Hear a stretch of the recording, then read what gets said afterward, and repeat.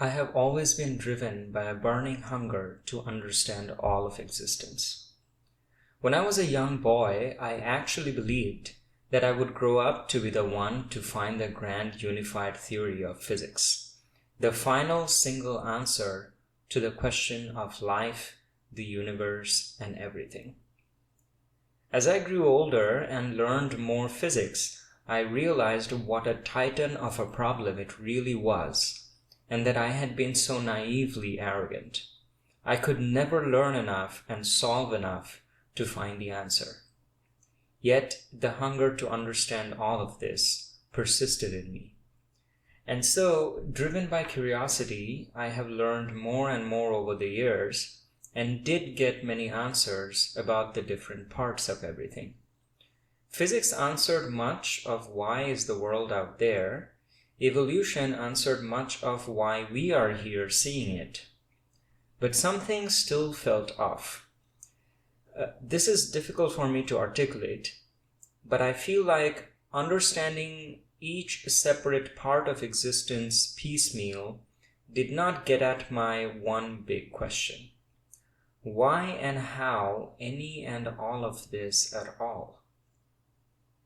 There is a particular quality to this question that for me is non-verbal, which is why it is difficult to talk about.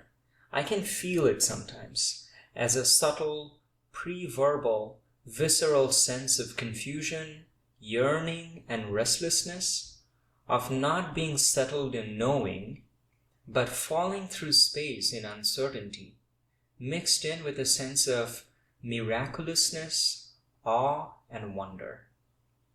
It is the feeling you get as a child at the moment you see an amazing magic trick, but before you have processed and verbalized it into questions. It seems to me, in fact, that by the time I do process it into words and concepts, I have already lost touch with that primordial, non-verbal question. So, by the time I can pose any question to be answered, which is the domain of science, it is not that question anymore. So the answers are really answers to other questions than that, and they fail to quench the hungry fire in me that keeps burning about how come all of this at all. And this was so until some years ago when I found the message of non-duality and dove deeply into it like a moth to a flame.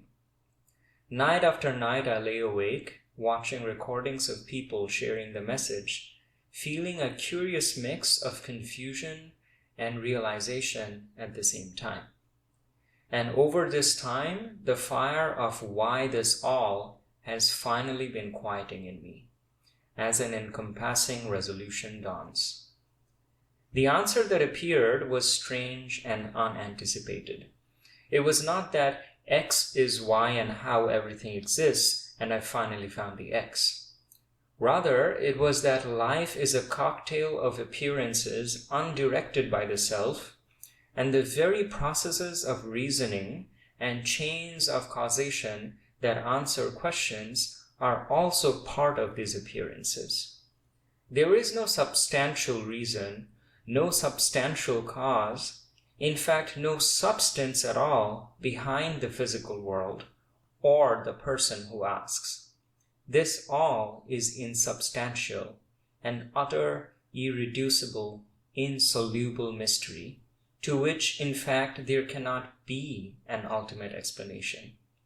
The self that arises to ask questions, the process of science that arises to answer them, the explanations that appear, and the feeling of making sense that accepts the explanations are all apparent phenomena of the one everything, all inexplicably mysterious.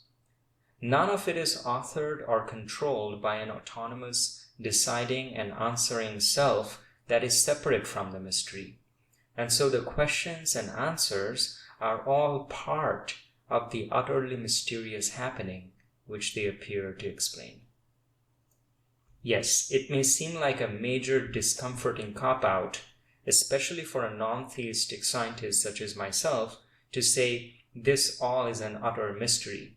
not just parts of it for now, pending further study, but the whole of it, always, unconditionally. But see, that's what it is, a feeling of discomfort. And it is this feeling of discomfort, dissatisfaction and questioning, and the feeling of sense-making and satisfaction that follows when apparent answers are found that drives science. But the sense of discomfort with the unknowing is ebbing in me. Every day, the utter insoluble mystery of this becomes increasingly acceptable as it is seen as the self-evident truth. The need for an ultimate explanation for it is giving itself up. It is okay to be falling forever through space and never land. The wonderful thing, though, is that my appetite for curiosity about this strange and wonderful universe has not ebbed at all. I feel that my scientific thirst is wholly compatible with an acceptance of the universal mystery, and in fact, in harmonious partnership with it.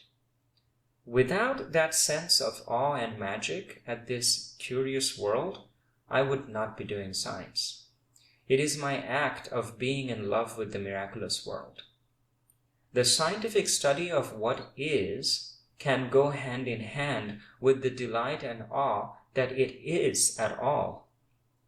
As I see that nothing makes sense in the ultimate, it is seen that the questioning and answering can still carry on as part of the utterly curious phenomena of this, and then it is suffused with a spirit of magical playfulness.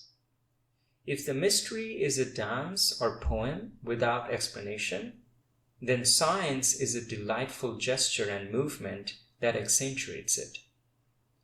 For is it not more magical that there is questioning and answering in and of this universe, by the universe, without the question, answer, asker, and answerer being separate? What could be more curious than that?